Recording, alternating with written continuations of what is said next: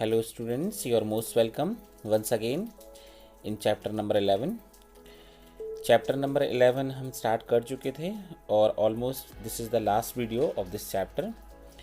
तो इस चैप्टर में हम जो बाकी बचा हुआ है वो है refraction of light through prism और कुछ और टॉपिक्स बचे हुए हैं। Refraction of light through prism को हम समझेंगे कि किस तरह से रिफ्रैक्शन होता है लाइट का, रिफ्रैक्शन होता है लाइट का इसके थ्रू, प्रिज्म के थ्रू।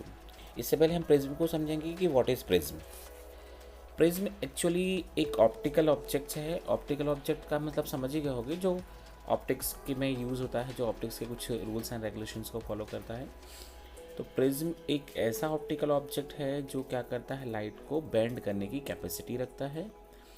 सेकंड थिंग, एक और इम्पॉर्टेंट चीज़ यहाँ पर है कि इसमें जो भी इसकी फेसेस होती हैं, प्रिज्म की जो फेसेस होती हैं, उनके बीच में कुछ ना कुछ एंगल का होना बहुत ज़रूरी है।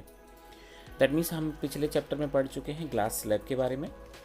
आपने नोट किया था कि ग्लास स्लैब की जो अपोजिट साइड्स या अपोजिट साइड थी उनके बीच में कोई एंगल नहीं होता है, इसलिए यहाँ पर रिफ्रैक्शन तो होता है बट डिस्पर्सन नहीं होता है। तो प्रिज्म एक ऐसा ट्रांसपेरेंट ऑप्टिकल एलिमेंट है जो क्या करता है, लाइट को रिफ्रैक्ट करता है। लाइट को रिफ्रैक्ट करने का मतलब समझ गया होगा, bending of light. That means जब लाइट एक मीडियम से दूसरे मीडियम में ट्रैवल करती है तो क्या हो जाती है, वो अपने रास्ते से, अपने पाथ से डेविएट हो जाती है। दैट मीन्स उसमें डेविएशन आ जाता है, वो अपने ओरिजिनल पाथ से डेविएट हो जाती है। इस प्रोसेस को हम बोलते हैं रिफ्रैक्शन ऑफ लाइट। ओके, ये प्रोसेस हमारे पास किस में होती है, प्रिज्म में भी होती है। दैट मीन्स प्रिज्म भी इस प्रोसेस को क्या करता है, एग्जीक्यूट करता है। दैट मीन्स प्रिज्म भी क्या करता है, लाइट का रिफ्रैक्शन करता है। सिर्फ और सिर्फ प्रिज्म का काम लाइट का रिफ्रैक्शन करना ही नहीं होता है, ये लाइट को डिस्पर्जन भी करता है और लाइट के साथ, डिस्पर्जन के साथ साथ ये लाइट को रिफ्रैक्ट भी करता है। देखिए यहाँ पर समझेंगे कि प्रिज्म में क्या होना, क्या प्रिज्म के अंदर क्या चीज़ ऐसी है जो इम्पोर्टेंट है, उसके बिना प्रिज्म अपना काम नहीं करेगा। तो प्रिज्म में सबसे इम्पॉर्टेंट बात है कि उनकी जो फेसेस होती हैं उनके बीच में कुछ ना कुछ पर्टिकुलर एंगल का होना ज़रूरी है। That means they should incline at particular angle. Particular angle in the sense, आपने देखा होगा प्रिज्म के बहुत सारे टाइप्स देखे होंगे, so many types are there in of the prism. उसमें से कुछ स्पेशल टाइप के प्रिज्म जो होते हैं वो स्पेशल वर्क के लिए यूज़ किए जाते हैं। लाइट को 90 डिग्री पर बेंड करना, 180 डिग्री पर बेंड करना, जैसे आपने देखा होगा पेरिस्कोप देखा होगा, पेरिस्कोप में हम यूज़ करते हैं प्रिज्म का। यहाँ पर आपने देखा कि प्रिज्म जो है एक ऑप्टिकल इंस्ट्रूमेंट है, ऑप्टिकल ऑब्जेक्ट है, सॉरी इंस्ट्रूमेंट नहीं कह सकते, ऑप्टिकल ऑब्जेक्ट है। उस प्रिज्म होना कब मतलब कह सकते हैं, प्रिज्म जब भी होगा, प्रिज्म का जो बेसिक फंक्शन होगा वो कब कंप्लीट होगा, जब उसकी एटलीस्ट 2 फेसेस के बीच में कुछ ना कुछ एंगल होगा, है ना। मतलब फेसेस के बीच में कुछ ना कुछ पर्टिकुलर एंगल होगा। That means they should not be parallel. आप यहाँ देख सकते हैं प्रिज्म का डायग्राम है, आप देख सकते हैं कि ये फेसेस हैं वो पर्टिकुलर एंगल पर इंक्लाइन है। यहाँ पर हम देख रहे हैं कि 3 रेक्टेंगुलर फेसेस हैं और 2 ट्रायंगुलर फेसेस हैं। तो रेक्टेंगुलर फेसेस जो हैं, देख रहे हैं रेक्टेंगुलर फेसेस एक पर्टिकुलर एंगल पर इंक्लाइन है एक दूसरे पर। अगर ये पर्टिकुलर एंगल पर इंक्लाइन नहीं होंगी तो लाइट का रिफ्रैक्शन तो होगा लेकिन डिस्पर्सन नहीं होगा। तो आप समझ गए होंगे कि refraction of light through a prism और refraction of light through a glass slab में क्या डिफरेंसेस होते हैं। देखिए, आपने कोई ज़रूरी नहीं कि प्रिज्म एक ट्रायंगुलर शेप में ही हो। प्रिज्म के बहुत सारे केसेस हो सकते हैं, बहुत सारे शेप्स हो सकते हैं, it depend on the requirements ना। बट सबसे बड़ी प्रॉब्लम हमारे पास यही होगी कि प्रिज्म की जो फेसेस हैं वो पर्टिकुलर एंगल पर, एक पर्टिकुलर एंगल पर इंक्लाइन हो रही हों। अगर एंगल ऑफ इंक्लिनेशन प्रेजेंट नहीं है, एंगल ऑफ इंक्लिनेशन नहीं है प्रिज्म की फेसेस में, तो वो रिफ्रैक्शन तो कर देगा बट डिस्पर्सन नहीं करेगा। ठीक है, तो हम यहाँ पर देखते हैं कि ट्रायंगुलर जो ग्लास प्रिज्म होता है उसमें क्या होती है। मैंने जैसे आपको बताया है कि ट्रायंगुलर ग्लास प्रिज्म में 2 ट्रायंगुलर बेसेस होते हैं, 2 ट्रायंगुलर फेसेस होती हैं, 2 ट्रायंगुलर बेस होते हैं जिस पर प्रिज्म को हम रखते हैं, जनरली उनको बेस कहा जाता है। और 3 रेक्टेंगुलर लेटरल सरफेसेस होते हैं। ओके, जनरली हम प्रिज्म को ट्रायंगुलर बेस पर रखते हैं, ट्रायंगुलर कंडीशन में रखते हैं। ट्रायंगुलर कंडीशन में इसलिए रखते हैं ताकि इजीली हम जो भी काम कर रहे हैं, दैट मीन्स जो भी काम कर रहे हैं इन द सेंस कि अगर हम रिफ्रैक्शन करवा रहे हैं प्रिज्म से वो भी आसानी से हमको समझ में आ जाए, या हम डिस्पर्सन करवा रहे हैं वो भी हमको आसानी से समझ में आ जाए। तो हम प्रिज्म को बेस मतलब ट्रायंगुलर बेस पर रखते हैं। समझ गया होगा, प्रिज्म में 2 ट्रायंगुलर बेसिस होते हैं और 3 रेक्टेंगुलर सरफेसेस रिलेटेड सरफेसेस होते हैं। और ये 2 रेक्टेंगुलर सरफेसेस होते हैं वो एक दूसरे पर इंक्लाइंड होते हैं पर्टिकुलर एंगल पर। और इनके बीच का जो एंगल है, कौन से इनके बीच का, रेक्टेंगुलर लेटरल सरफेसेस के बीच का एंगल जो है उसको कहा जाता है angle of prism. Angle of prism का बहुत बड़ा रोल होता है रिफ्रैक्शन में और डिस्पर्जन में। ध्यान रखिएगा कि डिस्पर्जन अगर हो रहा है किसी प्रिज्म से या रिफ्रैक्शन हो रहा है तो angle of prism will play a very important role, है ना, it will play an important role. अब यहाँ पर हम देख सकते हैं कि एक लाइट रे हमने लिए है, प्रिज्म का हमने प्रिंसिपल सेक्शन लिया है, दैट मीन्स बेस ले लिया। जैसे प्रिज्म को आप रखोगे तो उसका बेस जो होगा वो इस शेप को क्या करेगा, शो करेगा ना। तो आप देख रहे हैं यहाँ पर मैंने एक पी क्यू जो रे है वो पी क्यू रे क्या शो कर रही है, इंसिडेंट रे है। ओके, हम इसको पी भी तक भी ले जा सकते हैं। तो पी जो होगी हमारे पास क्या होगी, इंसिडेंट रे हो गई। हमने पढ़ा है कि लाइट रे अगर रेयर मीडियम से डेंसर मीडियम में जा रही हैं, ट्रैवल कर रही हैं, रेयर मीडियम से डेंसर मीडियम, क्योंकि एयर यहाँ पर रेयर मीडियम है और ग्लास जो होगा वो डेंसर मीडियम होगा, तो इट बेंड्स टूवर्ड्स नॉर्मल। आप देख सकते हैं यहाँ पर कि एन डैश नॉर्मल जो है उसकी तरफ लाइट रे झुक गई है। दैट मीन्स ये हमारे पास कौन सा केस हो गया कि light is travelling from rare medium to denser medium. Okay, फिर ये ट्रैवल करेगी, किसके थ्रू ट्रैवल करेगी, ई एफ के थ्रू ट्रैवल करेगी। इसको हम कहेंगे रिफ्रैक्टेड रे। अब रिफ्रैक्टेड रे के बाद हम देखेंगे कि लाइट रेज जो हैं वो प्रिज्म से बाहर निकल रही हैं। तो ये जो हमारे पास एफ एस है, एफ एस आपको दिख रहा होगा डायग्राम में, एफ एस क्या हो गया हमारे पास, इमर्जेंट रे हो गया। जैसे कि मैंने बताया था कि रेक्टेंगुलर फेस का पार्ट है, ए बी जो है रेक्टेंगुलर फेस का पार्ट है, ए सी भी रेक्टेंगुलर फेस का पार्ट है, तो इनके बीच का एंगल जो है वो ए क्या होगा, एंगल ऑफ प्रिज्म हो गया। आई होप समझ गए होंगे, है ना। इसके बाद हम देखेंगे कि लाइट को अगर हम आगे बढ़ाएंगे इंसिडेंट रे को तो वो हमारे पास क्या कहलाएगी। देखो जैसे हमने बताया कि पी ई जो है वो इंसिडेंट रे है, E F is a refracted रे, एफ एस इज़ इमर्जेंट रे। A ray of light is entering from air to glass at the first surface AB, so the light ray on the refraction has bent towards the normal की तरफ bend हो जाएगी, and at the second surface AC the light ray has emerged from glass to air, that means it has bent away from the normal। Condition हमको पढ़ी है ना chapter number 10 में, ये सारी कंडीशन वहीं से आ रही हैं। The peculiar shape of the prism make the emergent ray bend at an angle to the direction of the incident ray. This angle is called angle of deviation। देखिए that means कहने का मतलब है कि अगर प्रिज्म नहीं होता तो जो हमारी इंसिडेंट रे वो सीधी निकल जाती, लेकिन हम देख रहे हैं वो बैंड हो गई है और जिस एंगल से वो बैंड हुई है उसको हम कहेंगे एंगल ऑफ डेविएशन। ओके, इसको हम डी से डिनोट करते हैं angle of deviation. I hope कि आप समझ गए होंगे एंगल ऑफ डेविएशन क्या होता है। अब इसके बाद आता है dispersion of white light by a glass prism. Glass prism मैंने बताया ना कि रिफ्रैक्शन के साथ साथ क्या करता है, रिफ्रैक्शन के साथ साथ वो डिस्पर्जन भी करता है। When a ray of light enters the prism it bends towards the normal because light is entering from rare medium to denser medium. Similarly, when light emerges from the prism, it follows the laws of refraction of light. Due to the angle of prism and due to different wavelengths of different components of white light, the emergent ray is splitted into its constituent color। That means constituent color का मतलब क्या हो गया, that means light ray जो हमारी white light है वो 7 colour से मिलके बनी है। और यहाँ पर 2 बातें बहुत इंपॉर्टेंट होती हैं, एक होता है एंगल ऑफ प्रिज्म, दूसरा होता है different wavelength of different component of white light. ये 2 कंसेप्ट के कारण क्या होता है, वाइट लाइट जो है वो gate segregated into different colours, मतलब लाइट है वो सेग्रीगेट हो जाती है, that means separate, that means split up हो जाती है और कह सकते हैं डिस्पर्स हो जाती है उसके कंपोनेंट कलर्स में। A colourful band of 7 colours is obtained. आप देख रहे हैं डायग्राम में, यहाँ पर वाइट लाइट एंटर हुई है प्रिज्म से, और प्रिज्म से एंटर होने के बाद जैसे कि हम देखा कि लाइट जो है वो क्या हो गई है, अपने 7 कलर्स में स्प्लिट अप हो गई।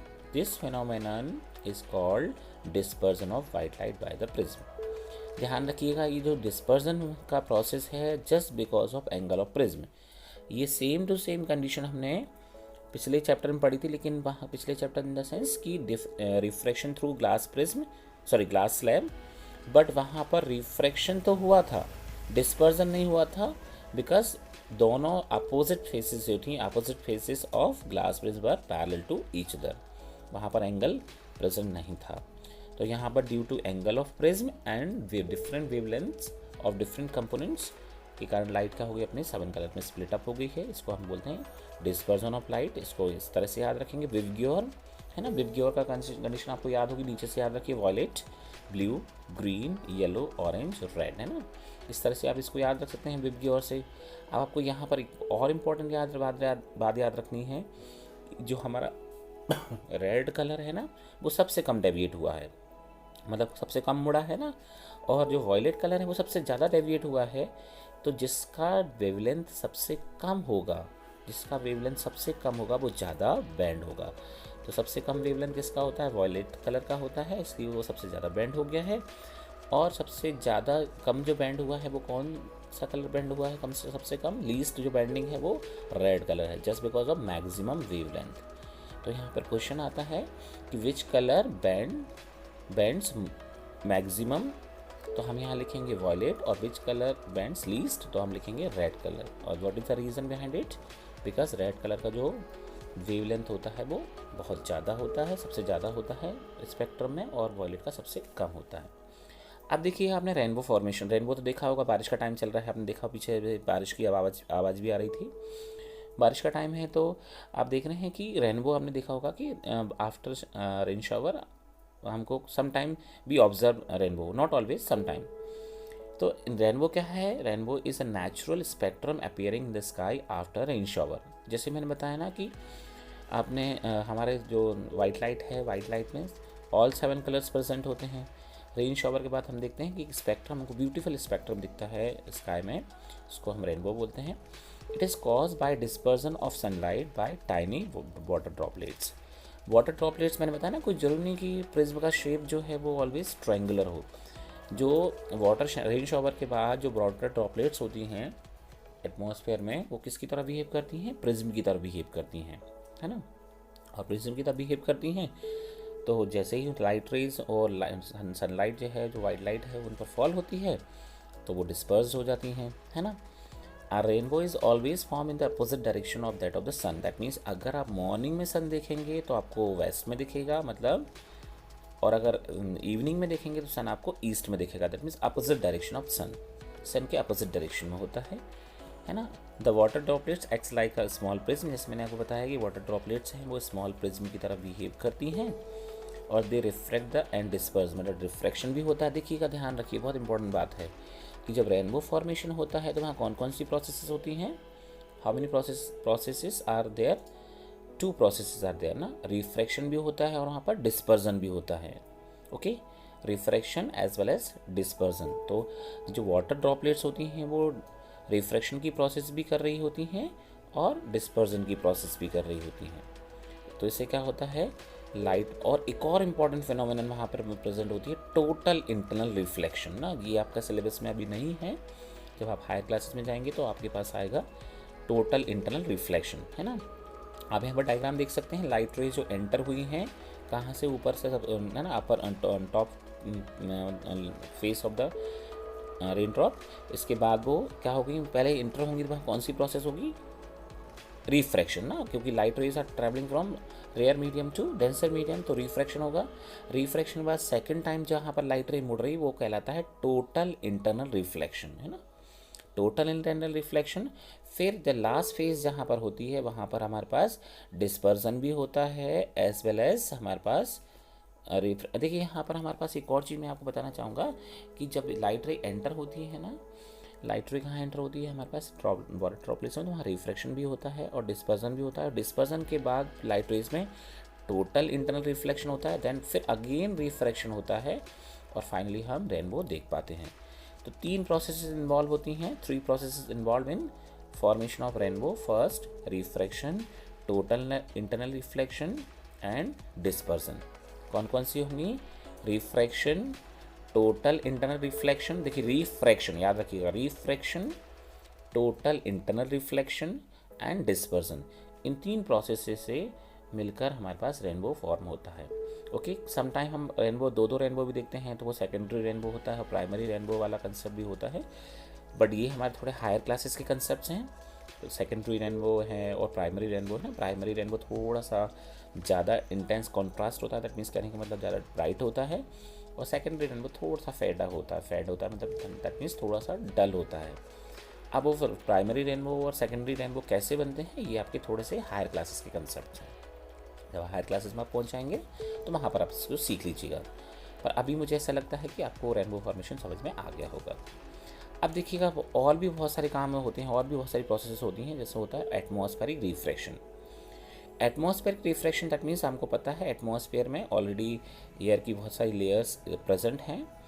तो एटमॉस्फेरिक रिफ्रैक्शन का मतलब होता है कि जो चीज़ हमको जहाँ दिख रही है एक्चुअली वो वहाँ नहीं है, कहीं और है। उसका मतलब हमारे पास कह सकते हैं atmospheric refraction is the shift in apparent direction of a celestial object. Celestial object समझते होंगे आप लोग, है ना, जो हम हेवनली बॉडीज़ देखते हैं ना, सेलेशियल ऑब्जेक्ट दैट मीन्स हमारे पास स्टार्स हैं, है ना, स्टार्स और भी जो हमारी स्पेस में जो चीज़ दिखती हैं they are known as celestial bodies ना।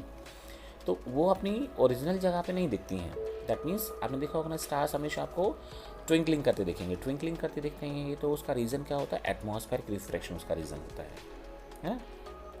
तो एटमॉस्फेरिक रिफ्रैक्शन को हम कैसे समझेंगे, atmospheric refraction is the shift in the apparent direction of A celestial body objects और body caused by the refraction of light rays as they pass through the Earth's atmosphere. That means what is the basic reason behind the atmospheric refraction? That means atmosphere ना, atmosphere that means different layers of different densities, है ना। ये जो different layers होती हैं atmosphere की, ये हमेशा ध्यान रखिए एक जैसी लेयर्स नहीं होती हैं, है ना। Different layers that means at the different altitudes, जब डिफरेंट हाइट्स होगी एटमॉस्फेयर में, डिफरेंट एल्टीट्यूड्स पर डिफरेंट लेयर्स होती हैं किसकी,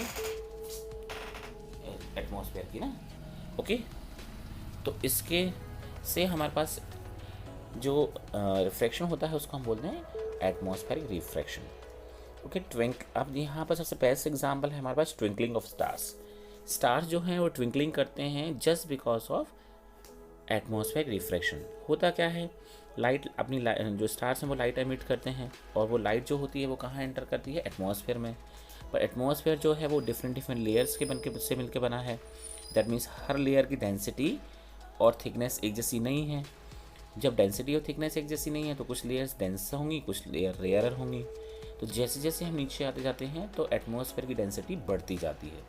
तो लाइट रेज कहाँ से एंटर कर रही होती हैं, लाइट रेज कहाँ एंटर कर रही होती है हमारे पास, रेयरर मीडियम से डेंसर मीडियम में। तो दे बेंड्स टूवर्ड्स द नॉर्मल, हमेशा वो नॉर्मल की तरफ झुकती चली जाती हैं।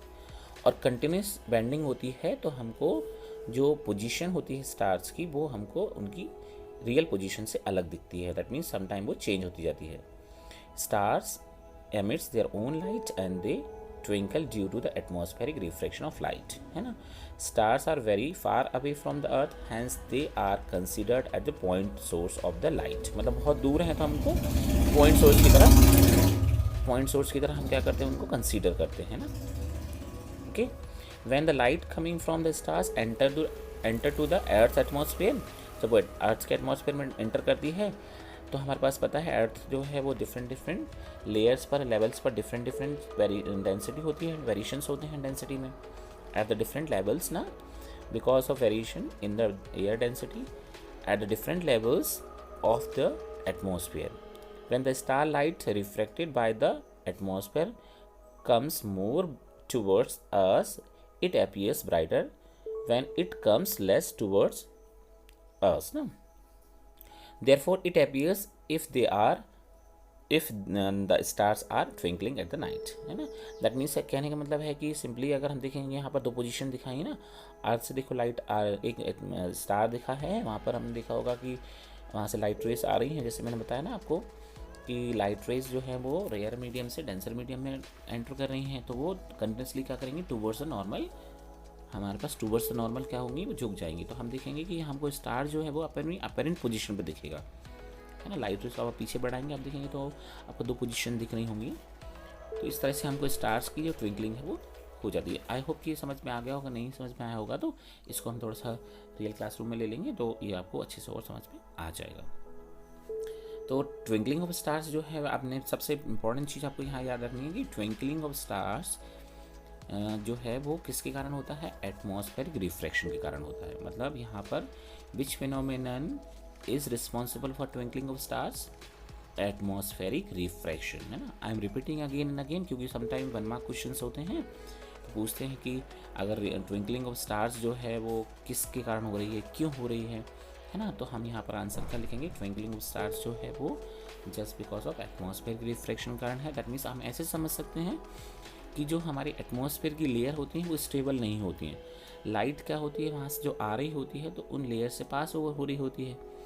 जब लेयर से पास हो रही होती है तो वो डिफरेंट लेयर की जो डेंसिटी होती है वो डिफरेंट होती है और मूवमेंट भी होता है उनमें, है ना, रिलेटिव मूवमेंट। तो लाइट अपने रास्ते से क्या होती है, डेविएट होती जाती है, डेविएशन होता रहता है, कभी वो इधर कभी उधर। तो हमको क्या लगता है कि कभी स्टार यहाँ शिफ्ट हो गया तो कभी स्टार वहाँ शिफ्ट हो गया। तो इस शिफ्टिंग में क्या होता है, हमको ट्विंकलिंग लगता है। ट्विंकलिंग दैट मीन्स वो अपनी पोजीशन से हमको ऐसा लगता है कि वो चेंज हो रही है उसकी पोजीशन ना, उसकी अपरेंट पोजीशन हमको दिखने लगती है, जिससे वो हमको ट्विंकलिंग करता हुआ लगता है। Actually twinkling of stars is जो प्रोसेस है वो nothing else, it is a deviation. That means just because of deviation of light rays में जो डेविएशंस हो रहा है वो हमारे पास रिस्पॉन्सिबल है किसके लिए, ट्विंकलिंग ऑफ स्टार्स के लिए। आई होप कि ट्विंकलिंग ऑफ स्टार्स आपको समझ में आ गया होगा कि ईजी है twinkling of stars. Twinkling stars एक बहुत ज़्यादा डिफिकल्ट टॉपिक नहीं है, बट ट्विंकलिंग स्टार्स को समझने के लिए थोड़ा सा आपको एटमॉस्फेरिक रिफ्रैक्शन को समझना होगा। अगर एटमॉस्फेरिक रिफ्रैक्शन आप समझ गए हैं तो ट्विंकलिंग ऑफ स्टार्स भी आप आसानी से समझ जाएंगे। देखिए और भी हमारे पास फिनोमिनास हैं जो refraction of atmospheric refraction of light पर बेस्ड होती हैं। इसमें से और भी मैं एग्जांपल ले रहा हूँ। आपने देखा सुना होगा advance sunrise and delayed sunset. मतलब देखा होगा कि सूरज नहीं निकलता है तभी भी हमको सूरज दिखाई देता है, और सूरज चला जाता है तभी भी हमको सूरज दिखाई देता है। तो इसका मतलब ये बहुत ज़्यादा लंबी प्रोसेस नहीं होती है, बहुत ज़्यादा टाइम के लिए नहीं होती है।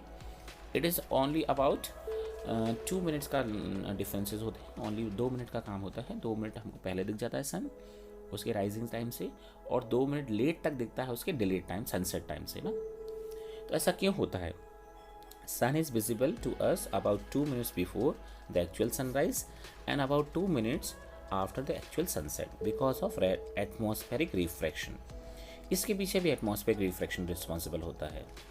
By actual sunrise we mean the actual crossing of horizon by the sun। मतलब हम actual sunrise का मतलब क्या समझते हैं कि sun ने horizon को क्या कर दिया, क्रॉस कर दिया है ना। horizon से ऊपर आ गया है तो हम sunrise मानते हैं उसको। बट हमको जब सन जो है वो हॉराइजन के नीचे होता है तभी भी दिखाई देता है ना। हम फिगर में देखेंगे, आगे हमारे पास फिगर है, उस फिगर को देख के समझ जाएंगे। सेम प्रोसीजर हमारे पास होता है कि सन सेट कब होता है कि सन हॉराइजन के को क्रॉस करके नीचे चला गया है ना। तो हॉराइजन से अप होना दैट मीन्स क्रॉस, ऊपर की तरफ क्रॉस होना सनराइज होता है, और नीचे की तरफ क्रॉस होना सनसेट होता है। ये दोनों ही प्रोसेस अपने डिलेड, दैट मीन्स एक हमारे पास एडवांस में चलती है और एक डिले में चलती है। दैट मीन्स 2 मिनट जल्दी सन हमको दिखाई देता है और 2 मिनट लेट तक दिखाई देता है। इसके पीछे कौन रिस्पॉन्सिबल है? इसके पीछे रिस्पॉन्सिबल है हमारे पास एटमॉस्फेरिक रिफ्रैक्शन। ओके, तो इस तरह से हम कह सकते हैं कि the apparent flattening of the sun days. हाँ, एक और चीज़ हमारे पास इंपॉर्टेंट है कि मॉर्निंग टाइम दिखा सन आपको थोड़ा सा फ्लैट दिखता है, दैट मीन्स ऊपर से बिचका दिया वैसा लगता है, ऊपर से हमने प्रेस कर दिया उसको। इवनिंग टाइम में भी हमको सेम कंडीशन दिखती है कि सन थोड़ा सा फ्लैट दिखता है ना ऊपर से। दैट मीन्स ऐसा लगता है ना कि जैसे हमने किसी कहने का मतलब है किसी कार्टून को हमने थोड़ा सा खींच दिया हो, जैसे गाल हम खींच लेते हैं किसी गोल पसंद, किसी ऐसे बंदे का गाल अपने खींच दिया जिसका एकदम राउंड शेप था वो ना। देखिएगा यहाँ पर होराइजन दिख रहा है आपको, तो यहाँ पर क्या होता है, देखिए सेम प्रोसेस अप्लाई होती है जैसे मैंने आपको बताया कि सन रेज जो हैं सन से चलती हैं और वो कहाँ एंटर करती हैं, वो रेयरर मीडियम से डेंसर मीडियम में एंटर करती हैं। क्योंकि हमको पता है एटमॉस्फेयर डिफरेंट लेयर से मिलकर बना हुआ है, उनकी डेंसिटी डिफरेंट है, तो कंटिन्यूसली उनमें क्या होता है, continuously they bends towards the normal की तरफ झुकती जाती हैं और जब हमारी आइज़ में पहुंचती हैं तो अगर हम उसको हम स्ट्रेटली देखेंगे तो वो हमको सन जहाँ है वहाँ ना दिख के अपनी अपरेंट पोजीशन में दिखता है।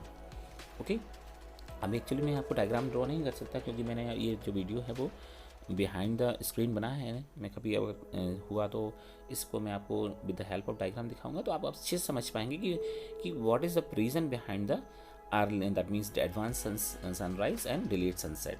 समझ रहे होंगे। वैसे तो आप जिसको देखिएगा कि सन आपको दिख रहा है, वहाँ ना देख के होराइजन के नीचे है सन, देखिएगा यहाँ पर होराइजन के नीचे है।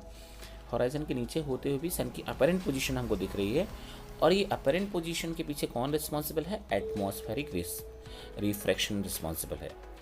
Just because of atmospheric refraction ये हमको सन जो है वो अपनी एक्चुअल पोजीशन से अपेरेंट पोजीशन पर दिख रहा है। अपेरेंट का मतलब समझते हो गए, हमको सिर्फ किसी चीज़ का फील होना, आभास होना वहाँ पर, कि वो एक्चुअली वहाँ नहीं है, but it is that means looking. That means ये हमको ऐसे लग रहा है ना, जैसे हमने पढ़ा था कि पिछले केसेस में लेंसेज के बारे में पढ़ा था कि कॉनकेव लेंस में हमको लगता है कि लाइट रेज एक पर्टिकुलर पॉइंट से डाइवर्स हो रही हैं, तो वो क्या हो रही है? दे आर अपीयर टू ना।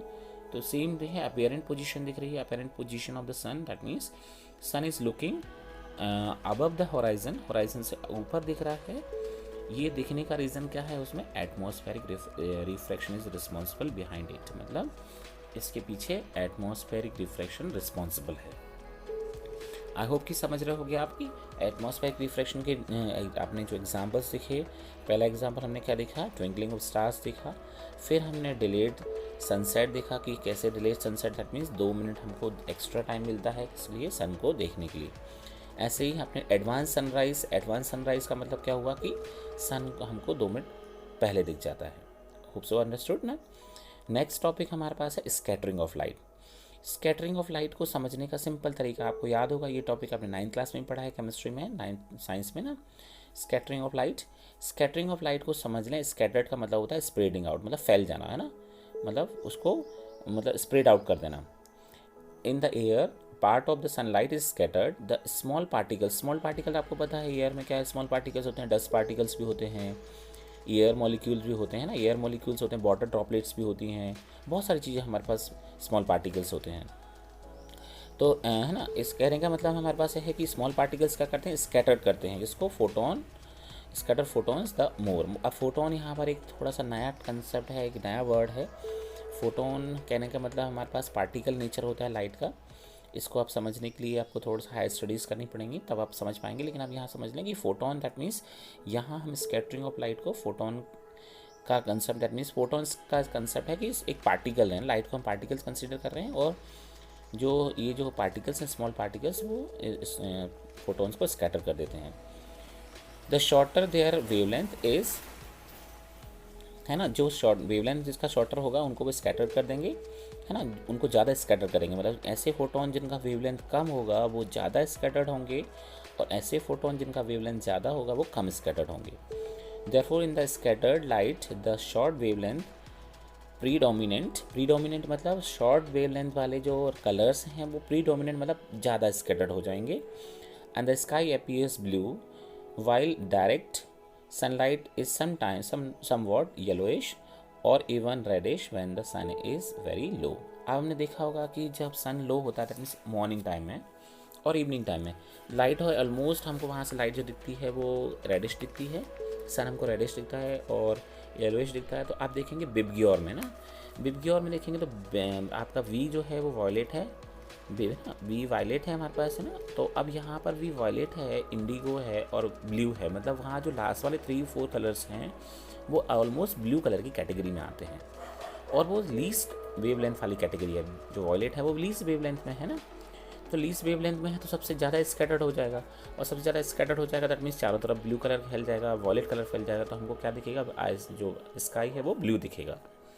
तो कहने का मतलब ये हुआ कि सिंपल सी बात हम समझ लें कि स्कैटरिंग ऑफ लाइट की प्रोसेस में क्या होता है, स्कैटरिंग ऑफ लाइट में जो हमारे पास कलर जिसका वेवलेंथ सबसे कम होगा वो सबसे ज़्यादा स्कैटर्ड होगा, और सबसे ज़्यादा स्कैटर्ड होगा इन द सेंस कि वो सबसे ज़्यादा फैल जाएगा, और जिसका वेवलेंथ सबसे ज़्यादा होगा दैट मीन्स रेड कलर वो कम फैलेगा। तभी मॉर्निंग टाइम में क्या होता है, आपने देखा होगा कि मॉर्निंग टाइम में हमको सन जो रेडिश दिखता है उसके पीछे सेम रीज़न होता है कि मॉर्निंग टाइम में हमको सन रेड दिखता है। इसका रीज़न है कि सन में ऑल 7 कलर्स आर प्रेजेंट, तो मॉर्निंग टाइम में जो रेड कलर है उसका वेवलेंथ क्या है, सबसे ज़्यादा है, मतलब मैक्सिमम वेवलेंथ है रेड कलर का। तो रेड हमारी आइज़ तक पहुंच पाता है क्योंकि वो स्कैटर्ड नहीं हो पाता, मतलब बिना फैले हुए हमारी आइज़ तक पहुंचता है। और ऑलमोस्ट बाकी जो कलर हैं ऑलमोस्ट सारे के सारे स्कैटर्ड हो चुके होते हैं। उनमें सबसे ज़्यादा स्कैटर्ड कौन होता है, ब्लू, वॉयलेट, और जो नीचे वाली कैटेगरी वाले कलर्स हैं वो ऑलमोस्ट स्कैटर हो चुके होते हैं। इसलिए मॉर्निंग में साइन हमको कैसा दिखता है, रेड दिखता है, क्योंकि वो ज़्यादा डिस्टेंस पर रहता है। और जितनी ज़्यादा डिस्टेंस पर होगा उतना ज़्यादा स्कैटरिंग हो जाएगी बाकी कलर्स की, है ना। समझ के वो देखो सनलाइट्स यहाँ पर दिखाई गई हैं, पार्टिकल्स दिखाए हैं। पार्टिकल्स क्या करते हैं, पहले लाइट को एब्जॉर्ब करते हैं, एब्जॉर्ब करने के बाद ऑल पॉसिबल डायरेक्शन में स्कैटर्ड कर देते हैं। तो स्कैटरिंग जो होती है वो कौन से कलर्स की ज़्यादा होती है, जिनका वेवलेंथ सबसे कम होता है। इसको ऐसे समझ सकते हो, सिंपल सी बात है, एक कमज़ोर इंसान को हर कोई सताता है ना। अब एक कमज़ोर इंसान को हर कोई सताता है इन द सेंस कि जब ये बेचारे जो लोअर कलर्स हैं उन कलर्स का क्या है, वेवलेंथ वैसे ही कम है। वेवलेंथ कम है तो जाहिर सी बात है वो ज़्यादा स्कैटर्ड होंगे। जिसका वेवलेंथ ज़्यादा है उसको हम कैसे कहेंगे कि उसका वेवलेंथ ज़्यादा है, दैट मीन्स वो कम स्कैटर्ड होगा। आप वेवलेंथ आई होप समझ रहे होगे। वेवलेंथ ऐसे समझ सकते हो कि एक हमारे पास एक 2 साल का बच्चा है और एक हमारे पास मान ली कि फुल एडल्ट बंदा है। अगर दोनों के आप कदम चलवाओगे तो ये छोटा बच्चा छोटे छोटे स्टेप्स रखेगा, और जो बड़ा बंदा है जिसको फुल 20 ईयर्स का 25 ईयर्स का है वो बड़े बड़े कदम रखेगा। तो एक कदम में जो डिस्टेंस कवर करेगा छोटा बच्चा वो उसका वेवलेंथ कम होगा, मतलब वो लेंथ कम कवर करेगा। और जो बड़ा बंदा है वो ज़्यादा डिस्टेंस कवर करेगा एक सिंपल स्टेप में। उसको हम कह सकते हैं, ऐसे समझ सकते हैं वेवलेंथ को। तो अब समझ गए होगे कि अगर कहीं भीड़ भाड़ वाला एरिया है तो छोटा बच्चा मुश्किल से ही निकल पाएगा, है ना, और कोई बड़ा बंदा है वो आसानी से निकल जाएगा। तो सेम कंडीशन होती है स्कैटरिंग की, कि जिसका वेवलेंथ ज़्यादा है वो भीड़ भाड़ वाले एरिया, दैट मीन्स जो डस्ट पार्टिकल्स हैं, वाटर ड्रॉपलेट्स हैं, टाइनी पार्टिकल्स हैं, उनसे पार हो जाता है। बट जो शॉर्ट वेवलेंथ वाले हैं, जैसे छोटा बच्चा है वो भीड़ भाड़ वाले एरिया में फंस गया है तो वो नहीं निकल पा रहा है, मतलब वो फैल गया है, मतलब वो गुम हो गया है ना। गुम हो गया मतलब उसका आइडेंटिफिकेशन नहीं रहा, कोई आइडेंटिटी नहीं रहा है ना। कहने का मतलब है कि वो गुम हो गया है। गुम हो जाना मतलब कोई आइडेंटिटी नहीं होना है ना उसको। तो समझ के होगी कि स्कैटरिंग ऑफ लाइट क्या होती है। नेक्स्ट हमारे पास है कंसेप्ट है स्कैटरिंग ऑफ लाइट का। नेक्स्ट जो एग्जाम्पल है वो टिंडल इफेक्ट ना। टिंडल इफेक्ट आप याद होगा, आपने लास्ट ईयर 9th क्लास में लास्ट ईयर आपने पढ़ा है, चैप्टर नंबर 1 में था या 2nd में, मुझे चैप्टर में अच्छे से याद नहीं है, लेकिन आपने पढ़ा है टिंडल इफेक्ट। कोलाइडेड सोल्यूशन जहाँ होते थे ना, मिक्सचर और सोल्यूशन वाला चैप्टर था। आपने देखा था क्या करते थे हम, एक हमारे पास मिक्सचर होता था, उससे हम लाइट पास करते थे तो लाइट का जो रास्ता है वो विजिबल हो जाता था, है ना, उसको हम बोलते थे टिंडल इफेक्ट।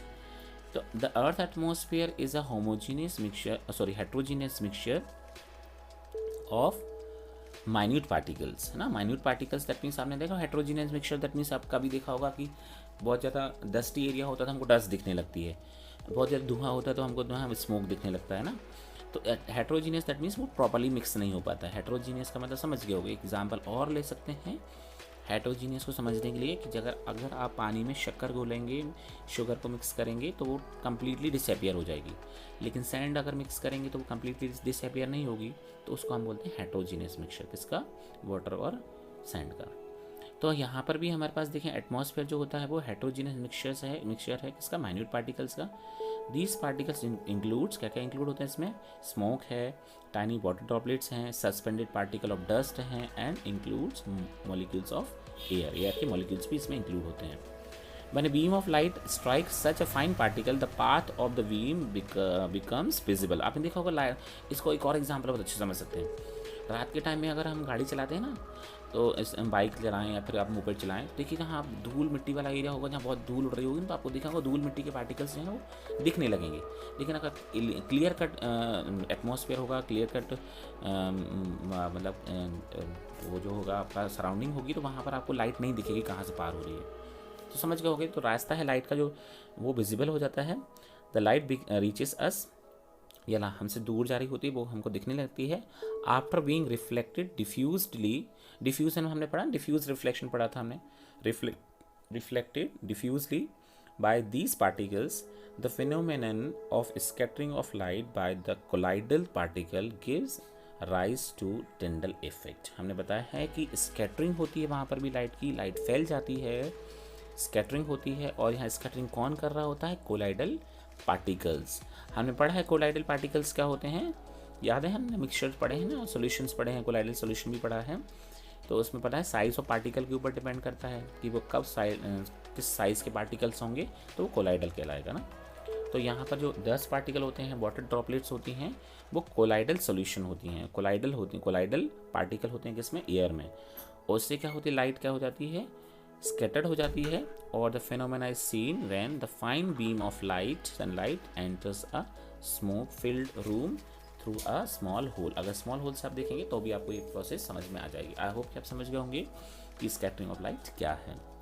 आपने देखा होगा ओरिफाइस होते हैं ना, जो डेंस फॉरेस्ट होते हैं, जैसे अमेजन डेंस फॉरेस्ट में देखिएगा आप, छोटे से छेद से अगर लाइट नीचे एंटर करती है तो वो पूरी विजिबल हो जाती है, मतलब दिखता है हमको कि वो भी हमारे स्कैटरिंग ऑफ लाइट का, सॉरी, टिंडल इफेक्ट का एग्जाम्पल है ना। रेन फॉरेस्ट जो होते हैं, अमेजन के रेन फॉरेस्ट का सुना होगा कि बहुत डेंस होते हैं, वहाँ से अगर किसी छोटे से छेद में से लाइट अगर एंटर हो रही है तो वो पूरी सी लाइट हमको इतनी सी बीम्स के फॉर्म में दिखती है। उसको हम बोलते हैं, क्या बोलते हैं उसको, हम टिंडल इफेक्ट कह सकते हैं ना उसको। अब नेक्स्ट हमारा कंसेप्ट आता है कि हमको जो स्काई जो है वो ब्लू क्यों दिखता है। ये भी स्कैटरिंग ऑफ लाइट का कंसेप्ट, ध्यान रखिएगा। दो बातें याद रखें स्कैटरिंग ऑफ लाइट में, कि लीस्ट वेवलेंथ वाला जो लाइट है वो स्कैटर्ड मोस्ट है ना, the least wavelength light scattered the most. जो लीस्ट वेवलेंथ वाली लाइट है वो ज़्यादा स्कैटर्ड होगी। हमको पता है लीस्ट वेवलेंथ किन किन कलर्स का होता है, वॉयलेट का है, ब्लू है, दैट मीन्स वो जो लोअर लैंड में है ना, विबग्योर में वी से स्टार्ट है, वी स्टार्टिंग वाले जो 3 कलर होते हैं, सबसे कम वेवलेंथ किसका है, ब्लू का है, सॉरी वॉयलेट, फिर इंडिगो एंड वॉयलेट ना, सॉरी ब्लू ना, 3 जो कलर हैं पीछे नीचे वाले वो लीस्ट वेवलेंथ वाले कलर्स हैं। अब वो क्या होते हैं कि आपको पता है कि जो लीस्ट वेवलेंथ वाले कलर हैं उनकी स्कैटरिंग ज़्यादा होगी, तो हम कह सकते हैं कि वो हमारी आइज़ तक पहुंचने से पहले ही ऑलमोस्ट स्कैटर हो चुके होते हैं, फैल जाते हैं। तो चारों तरफ हमको क्या वो फैले हुए कलर दिखते हैं। जैसे कहने का मतलब, घर में अगर आपने देखिएगा, आप बहुत डार्क रूम में है आपका, सॉरी डार्क ब्लू कलर रखा है, तो आपको हल्की सी लाइट जो है वहाँ रिफ्लेक्शन में भी आपको डार्क ब्लू ही दिखेगी। तो the molecule of the air and other fine particles in the atmosphere have size smaller than the wavelength of visible light। अब देखिए यहाँ पर एक और इम्पॉर्टेंट चीज़ आप इसमें देखने को होगी, साइज ऑफ द, जो पार्टिकल्स के साइज़ हैं वो स्मॉलर देन द वेवलेंथ। अब यहाँ पर हम देखें स्कैटरिंग 2 टाइप की होती है। खैर ये तो हमारे पास हायर सिलेबस का कंसेप्ट है, हाई क्लास का कंसेप्ट है कि जो स्कैटरिंग है वो 2 टाइप की स्कैटरिंग होती है ना। तो अब ये वो हम यहाँ नहीं समझेंगे, लेकिन हम समझ लें कि जो पार्टिकल्स एटमॉस्फेयर में जो पार्टिकल्स हैं उनका वेवलेंथ, सॉरी उनका जो साइज़ है वो इस जो लाइट है उसकी वेवलेंथ के साइज़ का अगर है तो हम कह सकते हैं कि स्कैटरिंग हमारे पास ईजिली हो जाएगी। These are more effective in the scattering of light of shorter wavelength at the blue end than light of the longer wavelength at the red end. That कहने का मतलब है कि जो पार्टिकल्स प्रेजेंट हैं एटमॉस्फेयर में, जो ब्लू एंड पर द लाइट्स हैं उनको ज़्यादा स्कैटर कर देंगे एज़ कम्पेयर, बिकॉज उनका रीज़न क्या है, मैंने बताया ना रीज़न, कि शॉर्टर वेवलेंथ ना। और जो लॉन्गर वेवलेंथ वाले एंड पर हैं वो कौन सी, रेड लाइट, उनका स्कैटरिंग कम होगी। The red light has a wavelength about 1.8 times greater than the blue light, मतलब 1.8 टाइम, लगभग हम कह सकते हैं ट्वाइस ना, लगभग डबल भी कह सकते हैं। थर्स when light passes through the atmosphere, the fine particles in air scatter the blue color shorter wavelength more strongly than red। मतलब जैसे ही लाइट एंटर करती है एटमॉस्फेयर में तो ब्लू कलर जो है, ब्लू मतलब वॉयलेट और ब्लू वाला किससे हो गया, समझ में आ गया ना, वो जो नीचे वाले शॉर्टर वेवलेंथ वाले कलर्स हैं वो ज़्यादा स्कैटर्ड हो जाते हैं as compare to red colour. The scattered हो गए अगर तो वो जाहिर सी बात है, स्कैटर देखिए यहाँ पर दिखा दे रहे हैं स्कैटरिंग है ना, तो ऑलमोस्ट जो रेड कलर वो सीधे सीधे हमारी आइज़ में आ जाता है, पर जो ब्लू कलर है वो ऑलमोस्ट ऑल अराउंड स्प्रेड हो जाता है, स्प्रेड हो जाएगा, दैट मीन्स वो हमें ऑल अराउंड वही दिखेगा है ना। दैट मीन्स वो हमारे पास हमारी आइज़ में आने से पहले ही स्कैटरिंग हो जाती है, तो ऑल अराउंड स्कैटरिंग हो जाएगी, लाइट की स्कैटरिंग हो जाएगी। कौन से कलर्स की, जो वॉयलेट, इंडिगो और ब्लू, दैट मीन्स हमारे पास lower end, that means shorter wavelength end वाले जो कलर्स हैं वो स्कैटर्ड हो गए। इससे हमको स्काई का ब्लू होना जो है वो दिखाई देता है। That means what is the reason behind. तो ध्यान रखिएगा, और इम्पॉर्टेंट कंसेप्ट हमारे पास सामने आता है, ये टॉपिक हम colour of the sun at the sunrise and sunset ये हम डिस्कस कर चुके हैं। मैं एक चीज़ और बताना चाहूँगा कि अगर एटमॉस्फेयर नहीं होगा माय डियर ना, ध्यान रखिएगा, जो scattering of light is happening just because of atmosphere, if atmosphere is will be absent, अगर एटमॉस्फेयर एब्सेंट होगा तो आपको पता है स्काई कलर हमको कैसा दिखाई देगा, डार्क, मतलब ब्लैक, है ना, हमको फिर ब्लू नहीं दिखाई देगा। रीज़न, क्योंकि स्कैटरिंग होगी ही नहीं। अगर एटमॉस्फेयर नहीं होगा तो स्कैटरिंग नहीं होगी। स्कैटरिंग जैसे तो हमको पता होना चाहिए कि एस्ट्रोनॉट्स के लिए जो होंगे ना, एस्ट्रोनॉट्स जो होते हैं ना, उनको हमको अगर हम वहाँ से अगर हम स्काई को देखेंगे तो हम उनको ब्लू नहीं दिखाई देगा, उनको डार्क दिखाई देगा, है ना। ओके, समझ गए। तो सेम कहानी यहाँ पर है, सेम कंसेप्ट है कि कलर जो होता है सन का मॉर्निंग टाइम में और इवनिंग टाइम में। मॉर्निंग टाइम और इवनिंग टाइम में हमने देखा होगा कि सनराइज़ के टाइम पे और सनसेट के टाइम पे रेडिश दिखता है, रेड दिखता है। उसका रीज़न वही है जो हमने बताया आपको कि रेड कलर का जो वेवलेंथ है वो मैक्सिमम है, और मैक्सिमम वेवलेंथ वाली लाइट सबसे कम लीस्ट स्कैटर्ड होती है और वो हमारी आइज़ तक पहुंचती है, इसलिए हमको कलर वहाँ जो है वो सन का कौन सा दिख रहा होता है, रेड दिख रहा होता है। और ऑलमोस्ट बाकी जो कलर्स हैं कौन से, लोअर वेवलेंथ वाले, lower wavelength that means from violet to other, वो ऑलमोस्ट सबके सब क्या हो जाते हैं, स्कैटर हो जाते हैं। कहाँ तक आते आते, येलो लाइट तक आते आते हैं ना। तभी हमने देखा होगा कि रात शाम इवनिंग टाइम में और मॉर्निंग टाइम में सन जो है वो रेडिश दिखता है और उसके अराउंड वाला जो एरिया है वो येलोइश दिखता है ना। समझ गया होगा कि what is the reason behind it, scattering of light. और स्कैटरिंग ऑफ लाइट में सबसे इंपॉर्टेंट चीज़ आपको याद रखनी है कि the least wavelength scattered the most, है ना।